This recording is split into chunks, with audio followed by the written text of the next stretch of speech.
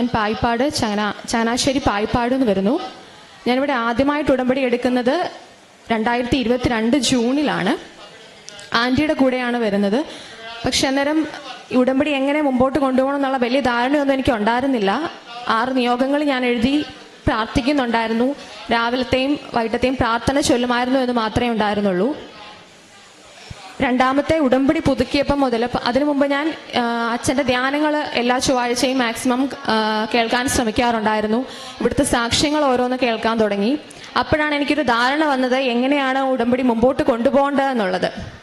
പിന്നെ ഞാൻ രണ്ടാമത് വന്ന് ഉടമ്പടി പുതുക്കിയപ്പോൾ മുതലാണ് ഞാൻ കുറച്ചുകൂടെ ആത്മീയമായിട്ട് ഇതിനെ കൈകാര്യം ചെയ്യാൻ ശ്രമിച്ചത്.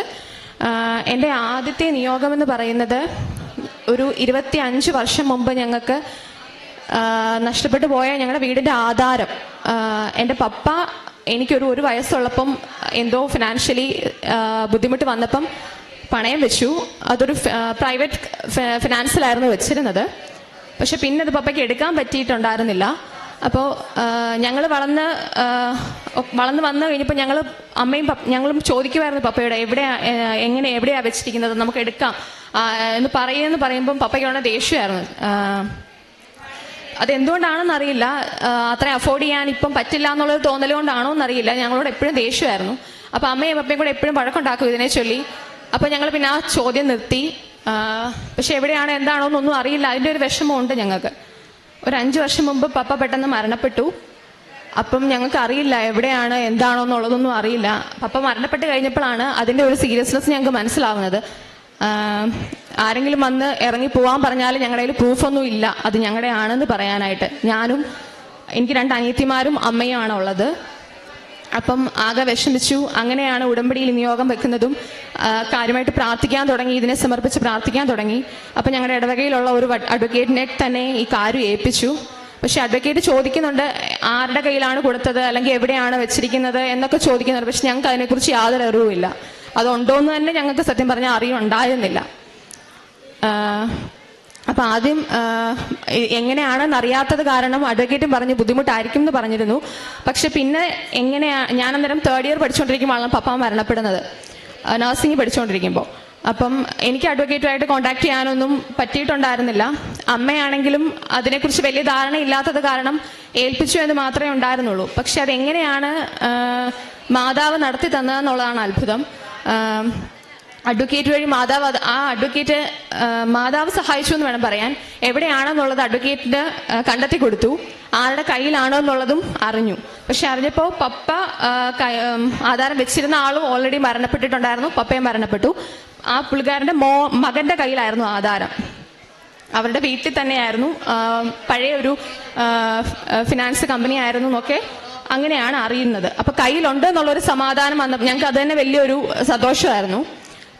പിന്നത്തെ അഡ്വക്കേറ്റ് അന്വേഷിച്ചപ്പോൾ അതൊരു കേസിൽ കിടക്കുവാണ്. അവർ ഓൾറെഡി കേസ് എടുത്തിട്ടുണ്ടായിരുന്നു പപ്പ അത് പൈസ അടയ്ക്കാത്തതിൻ്റെ പേരിൽ.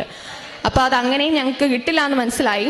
ഞങ്ങൾക്ക് അഫോർഡ് ചെയ്യാൻ പറ്റാത്തതുപോലെ ഒരു തുകയാണ് അവർ ആവശ്യപ്പെട്ടത്. ഏകദേശം ഒരു 1.5 ലക്ഷത്തോളം രൂപ ഞങ്ങളോട് ആവശ്യപ്പെട്ടു. എന്നാലേ തിരിച്ചു തരാൻ പറ്റുള്ളൂ, കേസിൽ നിന്ന് ഒരു തരവുള്ളൂ എന്ന് പറഞ്ഞു. അപ്പോൾ ആ സമയത്ത് എനിക്കൊട്ടും പറ്റുന്ന കാര്യമായിരുന്നില്ല. ഞാൻ പഠിച്ചുകൊണ്ടിരിക്കുന്നതാണ്. എനിക്ക് ഫിനാൻഷ്യലി സ്റ്റെബിലിറ്റി ഒന്നും ഉണ്ടായിരുന്ന ആളല്ല. അപ്പം ഞങ്ങൾ ആകപ്പാടെ വിഷമിച്ചു. അത് സമർപ്പിച്ച് പ്രാർത്ഥിച്ചു. അത്ഭുതം എന്ന് പറയട്ടെ, ഒരു 25,000 രൂപയ്ക്ക് അത് ഞങ്ങൾക്ക് തിരിച്ചു കിട്ടി. ആധാരം ഞങ്ങൾക്ക് മാതാവ് തിരിച്ചു വാങ്ങിച്ചു തന്നു. എങ്ങനെയാണെന്ന് ചോദിച്ചാൽ ഞങ്ങൾ അവരുമായിട്ട് സംസാരിച്ചിട്ടില്ല, കോണ്ടാക്ട് ചെയ്തിട്ടില്ല. പ്രാർത്ഥനയിൽ മുറുകെ പിടിച്ചായിരുന്നു ഞങ്ങൾ ജീവിച്ചിരുന്നത്. ഞങ്ങൾക്ക് ആധാരം ഞങ്ങളുടെ കയ്യിൽ തിരികെ കിട്ടി. അതിൻ്റെ കേസുകളെല്ലാം ഊരിക്കിട്ടി, കരമടയ്ക്കാൻ പറ്റി. ഇപ്പം ഞങ്ങളുടെ കയ്യിൽ സേഫായിട്ട് ഞങ്ങളുടെ ആധാരമുണ്ട്. അത് ഏറ്റവും വലിയൊരു അനുഗ്രഹമാണ്. അത് എങ്ങനെയാണെന്ന് ചോദിച്ചാൽ ഇപ്പോഴും ഞങ്ങൾക്ക് അത്ഭുതമാണ്. അത് പറഞ്ഞു തരാൻ എനിക്കറിയില്ല. അത്രയും വലിയൊരു അനുഗ്രഹമാണ് മാതാവ് ഞങ്ങൾക്ക് തന്നത്. രണ്ടാമത്തേന്ന് പറഞ്ഞാൽ എൻ്റെ അനിയത്തി, ഏറ്റവും ഇളയ അനിയത്തിക്ക് പഠിക്കാനായിട്ട് ഒരു തടസ്സം നേരിട്ടിട്ടുണ്ടായിരുന്നു. അവിടെ +2 കഴിഞ്ഞപ്പോൾ ഒരു 1 ഇയർ അവൾക്ക് ഗ്യാപ്പായി. ഞങ്ങൾ 3 പേരെയും കൂടെ ഒരുമിച്ച് പഠിപ്പിക്കാനുള്ള ഒരു ബുദ്ധിമുട്ട് കാരണം അവൾ 1 വർഷം ഗ്യാപ്പ് എടുത്ത് വീട്ടിലിരിക്കുമായിരുന്നു. അപ്പം എങ്ങനെ പഠിക്കും, എന്ത് പഠിക്കും എന്നുള്ള ഒരു ധാരണയില്ല. എങ്ങനെ പഠിപ്പിക്കും എന്നുള്ള ഒരു ഇതും ഇല്ലായിരുന്നു. അങ്ങനെ ഞങ്ങൾ ഞാൻ നിയോഗം വെച്ച് പ്രാർത്ഥിച്ചു. അവർക്കൊരു പഠിക്കാനായിട്ട് ഒരു സാഹചര്യം അമ്മ ഒരുക്കി കൊടുക്കണമേ എന്ന് പറഞ്ഞതിന്റെ ഫലമായിട്ട് ഞങ്ങളുടെ ഒരു റിലേറ്റീവ് തന്നെ അവളെ പഠിപ്പിക്കാൻ എന്ന് സമ്മതിച്ച് അവളെ പഠിപ്പിച്ചു. ഇപ്പോൾ അവളെ നഴ്സിംഗ് പൂർത്തിയാക്കി. അത് വലിയൊരു അനുഗ്രഹമാണ് അമ്മയുടെ. പിന്നെ അവൾക്ക്, എൻ്റെ ഇളയ അനിയത്തിക്ക് തന്നെ ബ്രസ്റ്റിൽ ഒരു ലംബ് ഉണ്ടായിരുന്നു 2022 തന്നെ. അത് USG ചെയ്തപ്പോൾ ഫൈബ്രോ അഡിനോമ എന്നാണ് അവർ ഡയഗ്നോസ് ചെയ്തത്. ലംബ് എക്സിഷൻ ചെയ്യണം എന്ന് പറഞ്ഞു. അങ്ങനെ ലംബ് എക്സിഷൻ ചെയ്തു. അപ്പോൾ ഒരു നേഴ്സ് ആയതുകൊണ്ട് തന്നെ എനിക്കൊരു പേടി ഉണ്ടായിരുന്നു. ബയോപ്സിയിൽ എന്തെങ്കിലും ഒരു ബുദ്ധിമുട്ട് വന്നു കഴിഞ്ഞാൽ ഞങ്ങൾക്കത് താങ്ങാൻ പറ്റുന്ന ഒരു കാര്യം ആയിരുന്നില്ല. അപ്പോൾ ഞാൻ ഈ നിയോഗം വെച്ചു, അമ്മയെ അവളുടെ ബയോപ്സി റിസൾട്ട് നോർമലാക്കി തരണേന്ന് ഞാൻ നിയോഗം വെച്ച് പ്രാർത്ഥിച്ചിട്ടുണ്ടായിരുന്നു. അങ്ങനെ ബയോപ്സിയുടെ റിസൾട്ട് വന്നപ്പോൾ നോർമൽ തന്നെയായിരുന്നു, വേറെ കുഴപ്പമൊന്നും ഇല്ലാതെ അമ്മ മാതാവ് അവളെ അനുഗ്രഹിച്ചു. പക്ഷേ വേറൊരു കാര്യം, ഒരു 2 മാസം കഴിഞ്ഞപ്പോൾ അവൾ പഠിച്ചുകൊണ്ടിരിക്കുമ്പോൾ തന്നെയായിരുന്നു അവൾ തിരിച്ചു പോയി. പെട്ടെന്ന് ഞങ്ങൾക്ക് ഇങ്ങോട്ട് കോൾ അവളുടെ നിന്ന് വരുന്നു, അമ്മയെ പിന്നെയും അതുപോലൊരു ലംബ് അവിടെ ഉണ്ട്, എനിക്കിപ്പോഴും അത് തൊടുമ്പോൾ പിന്നെയും അങ്ങനെ അനുഭവപ്പെടുന്നു എന്ന് പറഞ്ഞിട്ട്. അപ്പം ഞങ്ങൾ ആപ്പാടെ ഒന്നുകൂടെ വിഷമിച്ചു.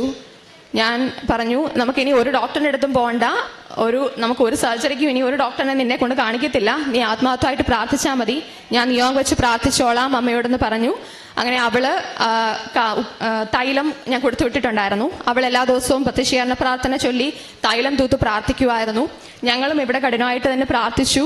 അതിന്റെ ഫലമായിട്ട് പെട്ടെന്ന് 2 ആഴ്ച കഴിഞ്ഞപ്പോൾ അവൾ ഇങ്ങോട്ട് തന്നെ വിളിച്ചു പറഞ്ഞു, അമ്മ ഇപ്പം ആ ലംബ് അവിടെ കാണാനില്ല എന്ന് പറഞ്ഞു. അപ്പം ഞാനൊന്ന് ചോദിച്ചു, ഒന്നുകൂടെ നന്നായിട്ട് നോക്ക്, വൃത്തിയായിട്ട് നോക്കിയിട്ട് പറയാമെന്ന് പറഞ്ഞപ്പോൾ പറഞ്ഞു, ഇല്ല, ഞാൻ ഇപ്പോഴും ചോദിക്കാറുണ്ട്, അങ്ങനെ എന്തെങ്കിലും നിനക്ക് ഇപ്പോഴും അനുഭവപ്പെടാറുണ്ടോ ചോദിക്കുമ്പോൾ ഇപ്പം അങ്ങനെ ഒരു പ്രശ്നവും അവൾക്കില്ല.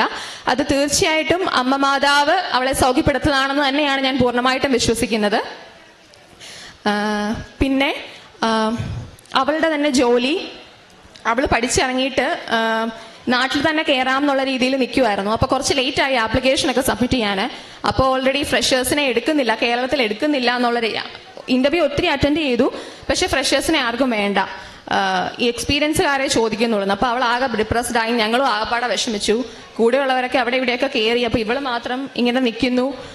പുറത്തോട്ട് പോകാൻ പറഞ്ഞപ്പോഴത്തേക്ക് അവൾക്ക് തന്നെ പോകാൻ വയ്യ, പേടിയാണ്, പുറത്തോട്ട് തന്നെ പോവില്ല എന്നുള്ള രീതിയിൽ നിൽക്കുമായിരുന്നു.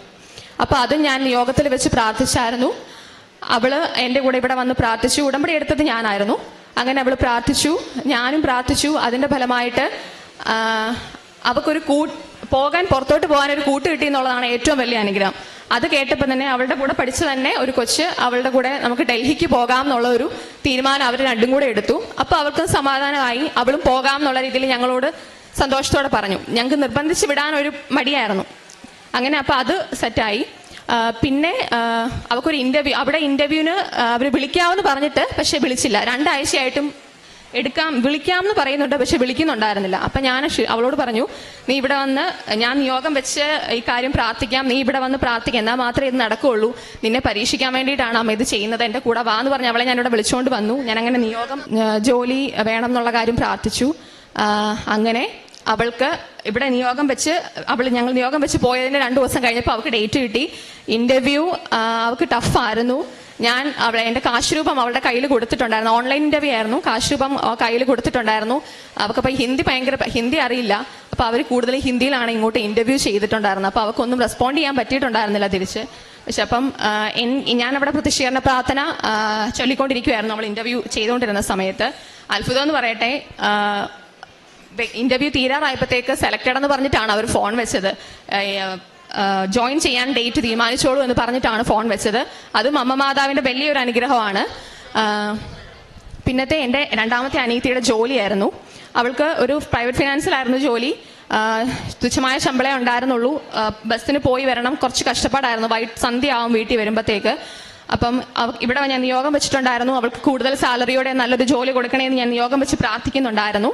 അതിനിടയിൽ അവൾക്ക് തന്നെ ചെയ്തുകൊണ്ടിരുന്ന ജോലി അവളായിട്ട് തന്നെ റിസൈൻ വെക്കേണ്ട ഒരു സാഹചര്യം വന്നു. വേറൊരു ബ്രാഞ്ചിലോട്ട് ട്രാൻസ്ഫർ പോകണം എന്ന് പറഞ്ഞപ്പോൾ അത് കുറച്ചും കൂടെ ദൂരമായിരുന്നു. അപ്പം 6 മണിക്ക് വീട്ടിൽ വരണ്ടാണ് 8 മണിയായാലും വീട്ടിൽ വരാൻ പറ്റാത്ത ഒരു സാഹചര്യമായിരുന്നു അവിടെ പോയാൽ. അപ്പം അവൾ റിക്വസ്റ്റ് ചെയ്തിട്ടും അവർ പോകണം എന്ന് തന്നെ നിർബന്ധം പിടിച്ചു. അപ്പോൾ അവളായിട്ട് തന്നെ ആ ജോലി റിസൈൻ വെച്ച് വീട്ടിൽ വന്നു. അപ്പം ഞങ്ങൾക്ക് എല്ലാവർക്കും പിന്നെയും വിഷമമായി. അമ്മയ്ക്കും ഭയങ്കര സങ്കടമായിരുന്നു. ഞാനും അവളും ഞങ്ങളെല്ലാവരും പ്രാർത്ഥിക്കുന്നുണ്ടായിരുന്നു ഒരു ജോലിക്ക് വേണ്ടിയിട്ട്. അങ്ങനെ ഒരു 2 ആഴ്ച കഴിഞ്ഞപ്പോൾ നേരത്തെ ഞങ്ങളുടെ അടുത്ത് തന്നെ ഒരു ഹോസ്പിറ്റലിൽ വേക്കൻസി ഉണ്ടോ എന്ന് ചോദിച്ചപ്പോൾ ഇല്ലാന്ന് പറഞ്ഞതാണ്. വേക്കൻസി ഇപ്പോൾ ഇല്ല, ആളെ എടുക്കുന്നില്ല എന്ന് പറഞ്ഞിരുന്നു.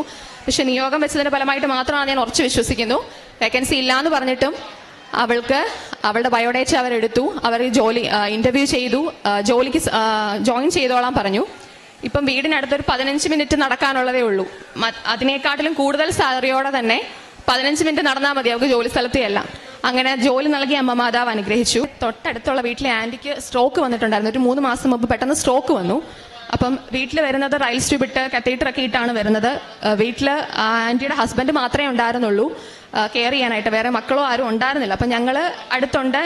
ഞങ്ങളെ കഴിയുമ്പോൾ ഞങ്ങൾ സഹായിക്കുമായിരുന്നു. പോയി ഫീഡ് ചെയ്യുമായിരുന്നു, പോയി കുളിപ്പിക്കാനൊക്കെ ഹെൽപ്പ് ചെയ്യുമായിരുന്നു, മരുന്നൊക്കെ കൊടുക്കും, ഫുഡ് കൊടുക്കും. അങ്ങനെ ഞങ്ങളെ കൊണ്ട് പറ്റുന്ന പോലെ ഞങ്ങളും ഹെൽപ്പ് ചെയ്യുന്നുണ്ടായിരുന്നു. പക്ഷേ ആൻറ്റിക്ക് ഭയങ്കര സങ്കടമായിരുന്നു. പെട്ടെന്ന് അനങ്ങാൻ പറ്റാതെ ഇങ്ങനെ ഒരു ബെഡിൽ കിടക്കുന്ന കാണുമ്പോൾ എപ്പോഴും ഞങ്ങളെ വിളിച്ച് കരയുമായിരുന്നു. അപ്പം അതിൻ്റെ ഫലമായിട്ട് ഞാനിവിടെ ഉടമ്പടി പുതുക്കിയപ്പം ആൻറ്റിയുടെ ഈ സൗഖ്യം ഒരു നിയോഗമായിട്ട് വെച്ചു. ഈ ജൂൺ തീരുന്നതിന് മുമ്പ് അമ്മേ ആൻറ്റിക്ക് കൊണ്ട് ഫുഡ് കഴിക്കാൻ പറ്റണം, 2 കാലിൽ ആൻറ്റി ബലത്തോടെ നടന്ന് കാണണം, അതിന് അമ്മ അനുഗ്രഹിക്കണം എന്നുള്ള നിയോഗം ഞാൻ വെച്ചിരുന്നു. അതിൻ്റെ ഫലമായിട്ട് പിന്നെ ഫോളോ അപ്പിന് ചെന്നപ്പോൾ റൈൽസ് ട്യൂബ് അവരെടുത്തു. ആൻറ്റിക്ക് ഫുഡ് കൊണ്ട് കഴിക്കാൻ ഇപ്പോൾ പറ്റുന്നുണ്ട്. ഏറ്റവും അത്ഭുതം എന്ന് പറയട്ടെ, ഈ 2 ആഴ്ചയായിട്ട് ആൻറ്റി സ്വന്തമായിട്ട് ആരുടെയും ഹെൽപ്പ് കൂടാതെ ധൈര്യത്തോടെ ബലത്തോടെ 2 കാലിൽ നടക്കുന്നു എന്നുള്ളത് തന്നെയാണ് അതിൻ്റെ ഏറ്റവും അത്ഭുതം എന്ന് പറയുന്നത്. ഞാൻ വെച്ച സമയത്തിന് മുമ്പ് തന്നെ അമ്മ എനിക്കത് സാധിച്ചു തന്നു എന്നുള്ളതാണ്. അപ്പം ഇത് ഞാൻ ഉടമ്പടി എടുത്ത് തൈലം അന്ന് തന്നെ ആൻറ്റിയുടെ വീട്ടിൽ ചെന്നിട്ട് തൈലം ആൻറ്റിയുടെ നെറ്റിയുടെ തൊട്ട് പ്രാർത്ഥിച്ചു, മുട്ടിലൊക്കെ തൊട്ട് പ്രാർത്ഥിച്ചിട്ട് ഞാൻ പറഞ്ഞു, ആൻറ്റി ഞാൻ ഉടമ്പടിയിൽ മാതാവിനോട് പറഞ്ഞിട്ടുണ്ട്, അമ്മ ഉറപ്പായിട്ടും ആൻറ്റിയെ സുഖപ്പെടുത്തും, ആൻറ്റി വിശ്വസിച്ച് പ്രാർത്ഥിച്ചാൽ മതിയെന്ന് ഞാൻ പറഞ്ഞായിരുന്നു. എല്ലാ ദിവസവും ഡ്യൂട്ടി കഴിഞ്ഞ് ചെല്ലുമ്പം ഞാൻ തൈലം ആൻറ്റിയുടെ നെറ്റിയിൽ കുരിശ് വരച്ച് പ്രാർത്ഥിക്കും, മുട്ടിൽ കുരിശ് വരച്ച് പ്രാർത്ഥിക്കും. അങ്ങനെ തൈലം കുരിശ് വരച്ച് പ്രാർത്ഥിക്കുന്നുണ്ടായിരുന്നു. അപ്പോൾ ആൻറ്റിക്കും ഭയങ്കര വിശ്വാസമായിരുന്നു അമ്മയിൽ. എൻ്റെ കൂടെ ഇവിടെ കുറച്ചുകൂടെ ആരോഗ്യമൊക്കെ നല്ലപോലെ ആയിട്ട് എൻ്റെ കൂടെ ഇവിടെ വരാം എന്ന് ആൻറ്റി വാക്ക് തന്നിട്ടുണ്ട്. അപ്പോൾ ആൻറ്റീനെ ഇവിടെ കൊണ്ടുവരാൻ എനിക്ക് സാധിക്കും എന്നുള്ളത് ദൈവം അനുഗ്രഹിക്കട്ടെ എന്ന് ഞാൻ പ്രാർത്ഥിക്കുന്നു. പിന്നെ ഒരു കാര്യം എന്ന് പറഞ്ഞാൽ ഉടമ്പടിയിൽ വെക്കാത്ത ഒരു കാര്യമാണ്, പക്ഷേ അത് ഉടമ്പടിയിലായിരുന്നപ്പോൾ അമ്മ മാതാവ് ഞങ്ങൾക്ക് തന്ന ഒരു അനുഗ്രഹമാണ്. ഞങ്ങൾക്ക് കിണർ ഇല്ലായിരുന്നു, സ്വന്തമായിട്ട് കിണറുണ്ടായിരുന്നില്ല. അപ്പം അമ്മ ഒരു 25 വർഷമായിട്ട് വെള്ളം കോരിക്കൊണ്ടിരിക്കുന്നതാണ്. അപ്പോൾ എപ്പോഴും കാണുമ്പോൾ സങ്കടമുണ്ട്. പക്ഷെ ഞങ്ങൾ പഠിക്കാൻ പോകുമ്പോഴും അല്ലെങ്കിൽ ജോലിക്ക് പോകുമ്പോഴും ഒന്നും അമ്മേനെ ഹെൽപ്പ് ചെയ്യാൻ സാധിച്ചിട്ടുണ്ടായിരുന്നില്ല. എല്ലാ ആവശ്യത്തിനും അമ്മ അപ്പുറത്തുനിന്ന് വെള്ളം കോരിക്കൊണ്ട് വേണം യൂസ് ചെയ്യാനായിട്ട്. അപ്പം 2 വർഷം മുമ്പ് പെട്ടെന്നൊരു കിണർ കുഴിക്കുക എന്നുള്ളത് എനിക്ക് പെട്ടെന്ന് അഫോർഡ് ചെയ്യാൻ പറ്റുന്ന ഒരു കാര്യം ആയിരുന്നില്ല. പക്ഷെ അപ്പോൾ ഇത് സങ്കടം ഉണ്ടായിരുന്നു, അമ്മേനെ എങ്ങനെ ഹെൽപ്പ് ചെയ്യാൻ പറ്റുക എന്നുള്ളത്. ഞങ്ങളുടെ തൊട്ടടുത്ത് തന്നെ ഒരു കിണർ ഒരാൾ ഉണക്കിൻ്റെ സമയത്ത് കിണർ കുഴിക്കാൻ വന്നപ്പം അമ്മയോട് ചോദിച്ചു, കിണർ കുഴിക്കുന്നില്ലേന്ന് ചോദിച്ചപ്പോൾ അമ്മ പറഞ്ഞു ഇപ്പം പൈസ ഇല്ല, ഇപ്പം എങ്ങനെയാണ് ചെയ്യുക എന്നുള്ളത്. അപ്പം ഞാൻ ധൈര്യമായിട്ട് പറഞ്ഞു അങ്ങള് വന്ന് സ്റ്റാർട്ട് ചെയ്തോളൂ. പക്ഷെ എങ്ങനെയാണെന്ന് ചോദിച്ചാൽ എനിക്കറിയില്ല. എൻ്റെ കയ്യിൽ അന്നേരം ഫിനാൻഷ്യലി ഒന്നും കണ്ടോണ്ടല്ല ഞാൻ പറഞ്ഞത്, സ്റ്റാർട്ട് ചെയ്തോളൂ എന്ന് പറഞ്ഞു. അങ്ങനെ സ്ഥാനം കാണാൻ വന്നപ്പം നമ്മുടെ ഉടമ്പടി ഉപ്പ് അവിടെ ഞാൻ വെഞ്ചരിച്ച് പ്രാർത്ഥിച്ച് അവിടെ ഇട്ടു. അങ്ങനെയാണ് അവർ പണി തുടങ്ങുന്നത്. പെട്ടെന്ന് തന്നെ വെള്ളം കണ്ടു. അത്ഭുതം എന്ന് പറയുന്നത് എന്താണെന്ന് വെച്ചാൽ ഈ കഴിഞ്ഞ ഉണക്കിൽ അപ്പുറത്തും ഇപ്പുറത്തും ഒക്കെ വെള്ളം വറ്റായിരുന്നു. തൊട്ടിയിൽ കോരാൻ പോലും വെള്ളം ഉണ്ടായിരുന്നില്ല. പക്ഷെ ഞങ്ങളുടെ കിണറ്റിൽ മാത്രം ഇഷ്ടം പോലെ വെള്ളം ഉണ്ടായിരുന്നു. അതെങ്ങനെയാണെന്ന് വെച്ചാൽ ഇപ്പോഴും എനിക്കറിയത്തില്ല. മാതാവ് തന്ന അനുഗ്രഹം ആയതുകൊണ്ടായിരിക്കണം. പെട്ടെന്ന് ഇപ്പോഴും ഇഷ്ടം പോലെ വെള്ളമുണ്ട്. അപ്പുറത്തും ഇപ്പുറത്തൊക്കെ തൊട്ടിയിൽ കോരാൻ പോലും വെള്ളം ഉണ്ടായിരുന്നില്ല. അതാണ് വലിയൊരു അനുഗ്രഹം എന്ന് പറയുന്നത്. എൻ്റെ ആത്മീയ ജീവിതം എങ്ങനെ ഉടമ്പടിയിലൂടെ നന്നായി എന്ന് ചോദിച്ചു കഴിഞ്ഞാൽ കുർബാനയിൽ കുറച്ചുകൂടെ ആത്മീയമായിട്ട് ഒരുങ്ങി സജീവമായിട്ട് പങ്കെടുക്കാൻ പറ്റി. ഞായറാഴ്ചകളിൽ മാത്രം ഒരുങ്ങിയിരുന്ന കുർബാന എന്നെക്കൊണ്ട് പറ്റുന്ന പോലെ ഡ്യൂട്ടി ഇല്ലാത്തപ്പോഴൊക്കെ എനിക്ക് പങ്കെടുക്കാൻ സാധിക്കുന്നുണ്ട്. ക്രമമായിട്ട് കുമ്പസാരിക്കാൻ പറ്റുന്നുണ്ട്. പിന്നെ കൊന്ത കൂടുതൽ ചൊല്ലാനുള്ള ഒരു അനുഗ്രഹം തന്നു. കുടുംബ പ്രാർത്ഥനയിൽ മാത്രം ഒതുങ്ങിയിരുന്ന കൊന്തയാണ്. ഇപ്പം സമയം കിട്ടുമ്പോഴൊക്കെ എനിക്ക് കൊന്ത ചൊല്ലാൻ ഭയങ്കര ഇഷ്ടമാണ്. പിന്നെ ബൈബിൾ വായിക്കാൻ എന്നും അരമണിക്കൂർ കൃത്യമായിട്ട് ഞാൻ ബൈബിൾ വായിക്കും. അരമണിക്കൂറല്ല അതിൽ കൂടുതൽ ബൈബിൾ വായിക്കും. ഒരു ബൈബിൾ ഞാൻ ഫുള്ള് വായിച്ചു കഴിഞ്ഞു. ഒരിക്കലും വിചാരിച്ചിരുന്നതല്ല ബൈബിൾ ഫുള്ള് വായിച്ച് തീർക്കാൻ പറ്റും എന്നുള്ളത്. അത് ഈ ഉടമ്പടിയിലായിരുന്നതിന് ഫലമായിട്ട് മാത്രമാണെന്ന് ഞാൻ ഉറപ്പായിട്ട് വിശ്വസിക്കുന്നു. ഇപ്പം 2ാമത് പിന്നെയും സ്റ്റാർട്ട് ചെയ്തിരിക്കുകയാണ് ബൈബിൾ വായിക്കാൻ. പിന്നെ സ്വയം പ്രേരിത പ്രാർത്ഥന മുടക്കാറില്ല. ഇപ്പോൾ ആദ്യമൊന്നും അങ്ങനെ ഉണ്ടായിരുന്നില്ല. ജസ്റ്റ് പള്ളിയിൽ പോയി പ്രാർത്ഥിക്കുന്നേ ഉണ്ടായിരുന്നുള്ളൂ. ഇപ്പം സ്വന്തമായിട്ട് ഒരു 20 മിനിറ്റെങ്കിലും പ്രാർത്ഥിച്ചില്ലെങ്കിൽ എനിക്കൊരു സമാധാനം ഇല്ലാത്ത പോലെയാണ്. അപ്പം ആ സമയത്ത് തന്നെ ഇവിടുത്തെ സാക്ഷ്യങ്ങൾ കേട്ട് പ്രാർത്ഥിക്കും. അപ്പം കുറച്ചുകൂടെ വിശ്വാസം ആഴപ്പെടുന്നുണ്ട്. പ്രേക്ഷിത പ്രവർത്തനം ആദ്യം എല്ലാവരെയും പോലെ തന്നെ പത്രം കൊടുക്കാനൊക്കെ മടിയായിരുന്നു. എന്ന് വെച്ചാൽ ആരെങ്കിലും എന്തെങ്കിലും പറഞ്ഞു കഴിഞ്ഞാൽ പിന്നെ എനിക്കൊരു വിഷമമാണ്. പിന്നെ പെട്ടെന്ന് കൊടുക്കാൻ മടിയാണ്. അപ്പം അങ്ങനെയായിരുന്നു. ഞാനപ്പോൾ അതൊരു നിയോഗമായിട്ട് ഇവിടെ വെച്ചു. എന്നെ പ്രേക്ഷിത പ്രവർത്തനങ്ങളും കാരുണ്യ പ്രവർത്തികളും യാതൊരു മടിയും കൂടാതെ ചെയ്യാൻ അമ്മയെ അനുഗ്രഹിക്കണേ എന്നുള്ളതായിരുന്നു എൻ്റെ ഒരു നിയോഗം. എപ്പോഴും ഈ കാശ് രൂപ എൻ്റെ കൂടെ കാണും. അത് കൂടുമ്പോൾ ഉള്ള ഒരു ധൈര്യം തന്നെയാണ്. അപ്പം എപ്പോൾ പോയാലും ഞാൻ ഇതുമായിട്ടാണ് പോവുക. അതിനു മുമ്പ് ജപമാലയിൽ സമർപ്പിച്ച് പ്രാർത്ഥിക്കും. ആവശ്യമുള്ള മക്കളുടേക്ക് മാത്രമേ ഈ പത്രം കൊടുക്കാൻ എനിക്ക് സാധിക്കണേ എന്നുള്ളത്. അങ്ങനെ നിയോഗം വെച്ച് പ്രാർത്ഥിച്ചതിന്റെ ഫലമായിട്ട് ഇപ്പം എനിക്ക് പത്രം കൊടുക്കാൻ യാതൊരു മടിയില്ല. കുറെ പേരൊക്കെ വാങ്ങിക്കും, എന്തെങ്കിലുമൊക്കെ പറയും, വാങ്ങിച്ചിട്ട് നമ്മുടെ കൺമുമ്പിൽ തന്നെ വെച്ചിട്ട് പോകാറുണ്ട്. പക്ഷെ അതൊന്നും ഇപ്പോൾ ഒരു വിഷയമല്ല. ഞാനിപ്പം പ്രാർത്ഥിക്കുന്നത് ഏറ്റവും ആവശ്യമായ മക്കൾക്ക് ആ അമ്മ പത്രം എൻ്റെ കയ്യിലൂടെ എത്തിക്കണേ എന്നുള്ളത് മാത്രമാണ്. അതിപ്പോൾ എനിക്ക് ധൈര്യപൂർവ്വം ചെയ്യാൻ സാധിക്കുന്നുണ്ട്. പിന്നെ കാരുണ്യ പ്രവർത്തികളായിട്ട് ഞാൻ ചെയ്തിരുന്നത്, ഞാൻ ഫുഡ് വാങ്ങിച്ചു കൊടുക്കുമായിരുന്നു. വഴിയിലൊക്കെ ഇരിക്കുന്നവർക്ക് ഫുഡ് വാങ്ങിച്ചു കൊടുക്കുമായിരുന്നു. ഡ്രസ്സൊക്കെ വാങ്ങിച്ചു കൊടുത്തിട്ടുണ്ട്. ഇത്രയും അനുഗ്രഹം തന്ന അമ്മ മാതാവിനും തിരുക്കുമാരനും 1000 നന്ദി പറയുന്നു.